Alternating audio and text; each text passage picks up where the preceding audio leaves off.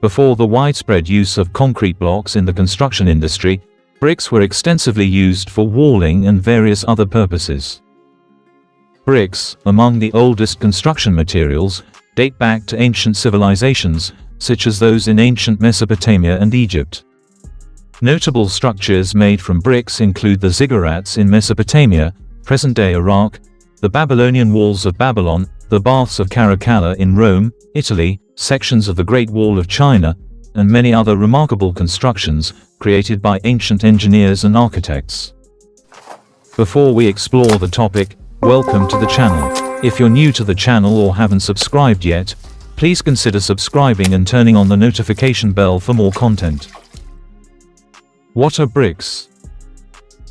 Bricks are masonry materials made primarily from clay and other raw materials used for walling and various engineering applications. Types of bricks. The types of bricks can be simplified into 1. Clay bricks. 2. Concrete bricks.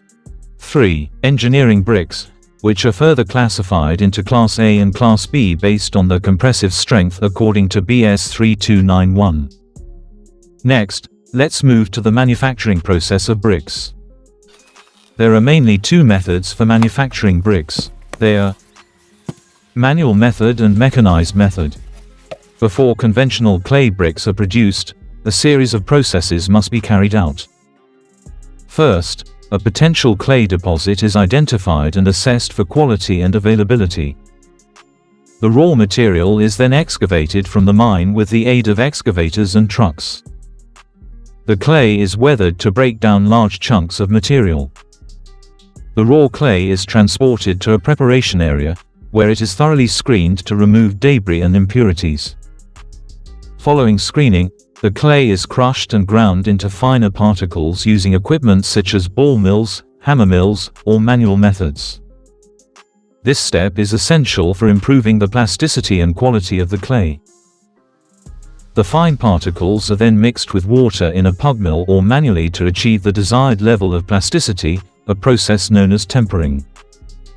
It's crucial to maintain proper water content and mixing time, as this influences the overall properties of the bricks. Sometimes, other materials like sand are added to enhance the engineering properties of the bricks. Once the desired water content and mixture are achieved, the clay is ready for molding. Bricks are typically molded either manually or with a machine. Conventionally, clay bricks are rectangular, although they can take various shapes depending on production methods and intended use. After molding, the bricks are dried to prevent cracking during firing.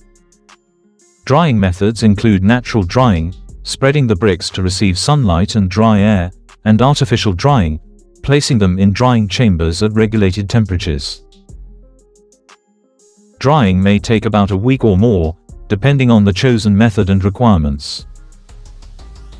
Following drying, the bricks undergo firing, which is a crucial process. Firing can be done traditionally or using modern kiln firing techniques, both aimed at producing strong and durable bricks. The kiln firing stages involve a gradual increase in temperature during the preheating stage, where the clay is heated to about 400 degrees Celsius, allowing it to lose residual moisture. Further heating burns off residual organic matter, and as the temperature rises to around 1000 degrees Celsius or more, the clay begins to oxidize, undergoing chemical changes and gradually vitrifying to increase durability and weather resistance.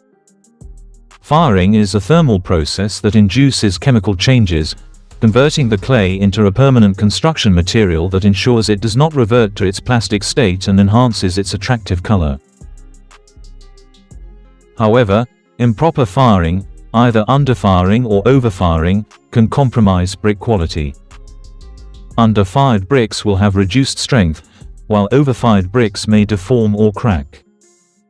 Therefore, careful regulation of the firing process is essential to produce durable bricks. After firing, the bricks are gradually cooled over several days to prevent cold shock cracking and to enhance durability. Subsequently, the bricks are discharged, sorted, and inspected for quality, with damaged or weak bricks being discarded or recycled.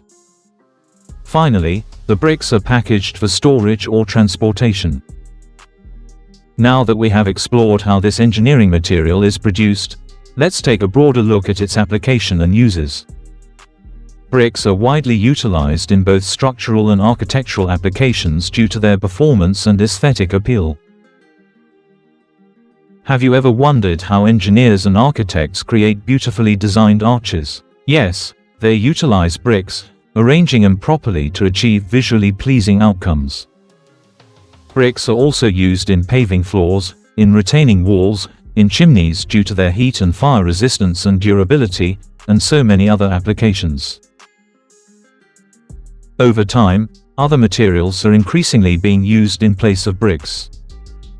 In today's world, there are many alternative materials to bricks, such as concrete blocks, sandcrete blocks, commonly used in Nigeria and some African countries, with each one possessing its own unique feature.